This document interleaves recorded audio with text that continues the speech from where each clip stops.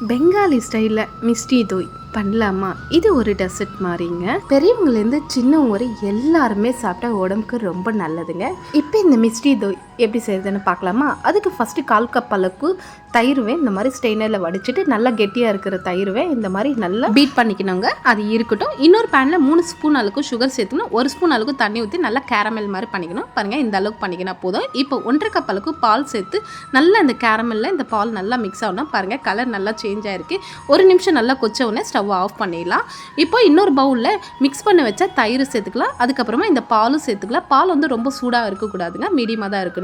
இப்போ ரெண்டும் அதை நல்லா மிக்ஸ் பண்ணி விட்டுக்கின்னு ஒரு மண்சட்டியோ இல்லைன்னா இந்த மாதிரி செராமிக் பவுல் எடுத்துக்கிட்டு இதில் கொஞ்சமாக தயிர் நல்லா கம்ப்ளீட்டாக ஃபுல்லாக அப்ளை பண்ணிவிட்டு அதுக்கப்புறமா இந்த பால் சேர்த்துட்டு ஒரு 4 மணி நேரம் அப்படியே செட் ஆகட்டுங்க.